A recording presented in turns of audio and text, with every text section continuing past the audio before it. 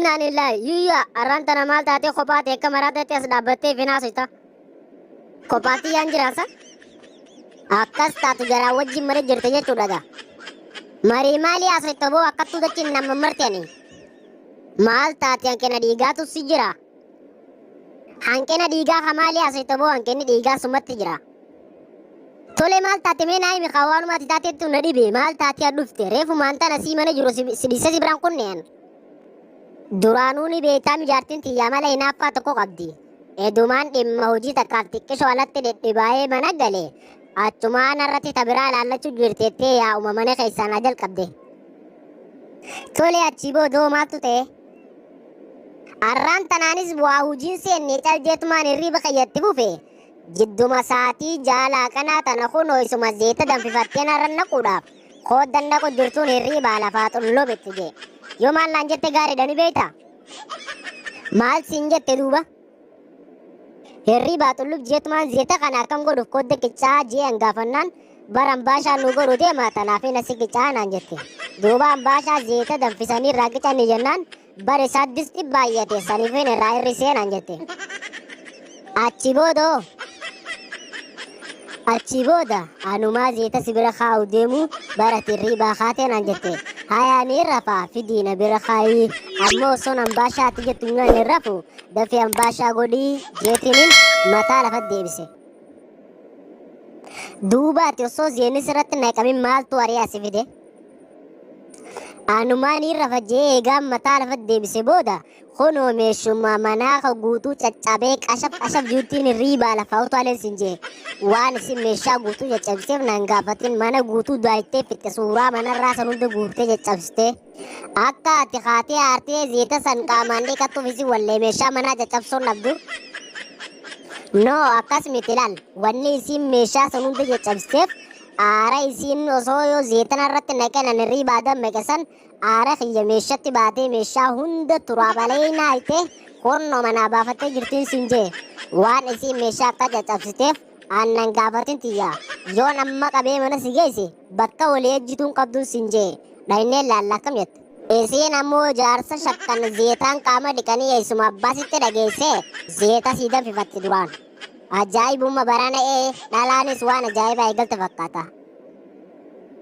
koottuun hundeem ijumateetiin waan ta'e hunda laalta kun olaal ijumateetiin meeshaa hunda caccabsitee fixee tiivii sin nambifne wooma takkaa nambifne jaartii gaarii qabaachuun kun hokkanaan sin jaa ati suttumaan taaquba qabaadhu itti aanee ka caccabee walitti mammaramee ganaa zeetaan raphamuu taa'usii yoo waan isin sin jette godhuu baatte soma kaa fuudhee magan bagumaan fitti fuudhinaani boo maal ajamtii gara biiroo keenyatti dhufte beeksisa isin baaftan harkeetiin dorgomuudhaa dhufe tole gaariidha osoo gara dorgommiitti hin dhufin gaafilee takkaa fi lamatan qormaataaf baateetu jira sansi gaafadheetiin achi booda dorgommii dabruu fi darbuu dhabuu kee si hubachiisa tole na gaafadhu inspektar tole gaafiinis akkana dhiira waraana araddaatiin milishaa yooniif jenne dhalaa waraana araddaatiin maal jenna inspektar gaafiin akkanaa maali dhiira waraana araddaatiin milishaa yooniif jenne dhalaa waraana araddaatiinis milishuma jenna ka lakki hin arganne dhiira waraana araddaatiin erga milishaa jenne dhalaa waraana araddaatiin milishaa hin jennu irra deebitee carraa tokko yaaluudhaaf carraa ni qabda inspektar ganda keenyatti milishuma jaamaga akkas taatu ganda keessan milishaan hin jiru jechuudha yes amma naa dhufte kunoo inspektar milishtitti xafashuu duudhandhaarraa tajaarsa dhabdee taate wadaaddara tun faayidaa hin qabdu ari'aa karaa gaaraa sifaara ni jirti bada gowwaa namaa waraana dhaabbatee isaa dhufte amma duraan barbaannee dhabne dardara akkana duraamoo gagalleet keenya nyaachuu jirra jireenyi qaala beelaan du'uu irra biyyumaaf qabsoonee du'uu irra jira inspektar dubbii dhiisi na galmeessi amma waa biyyaa fi miti beekadhu gurbarti maaliif hin beelaan du'a jetteetu dhufteeti malee ati hin qabdu jaalala biyyaati fuula kiyyaa dura akka ibadi asi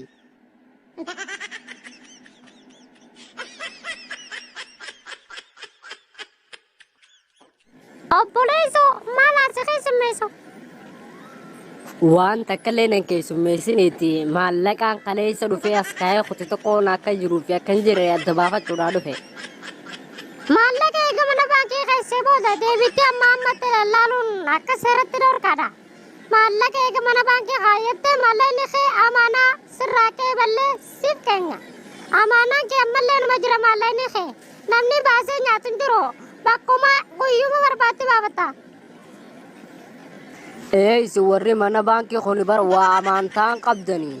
Maallaqa biraa bakka irraa fiddanii namaa liqeessan isin qabdanii maallaqumaan ani isin bira kaaya kana baaftanii namaa kennitanii namnichi booda dalagateenii anammoo maallaqni kiyya kannaaf jiratti quba qabu hawwata kalee naannafin namni dalagateenii dhala deebisaa jechuudha. Saniifuu maallaqni kiyya akka baaftanii nama tokkollee hin liqeessine. Keessaafuu gurbaa ollaa kiyya ahmassan maallaqa kiyya kana liqeessanii fi dhageenyaan mana kanaan guggubaa qabu. Boleh so into kokorini. Karshu kumadi pasane nyaba keti to no sirra fude like batau. Tanahu ko tu vradu dem.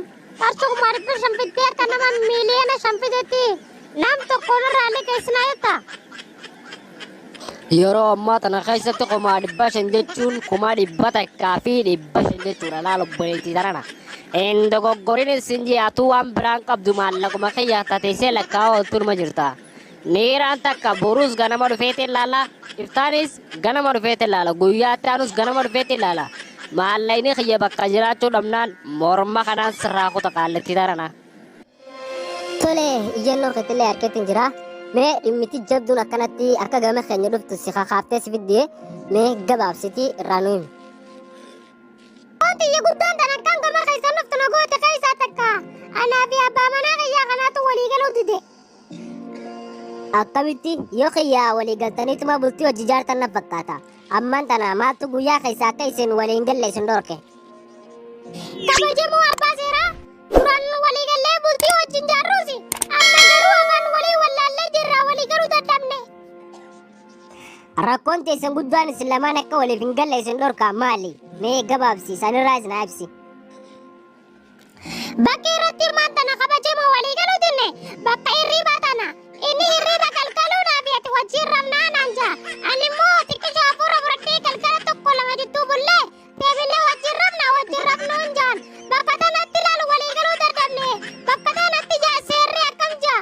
Seerri waa'ee hirriba jaarsa jaartii tanarratti waan juuyuu qabaate. Asumaan nu himime.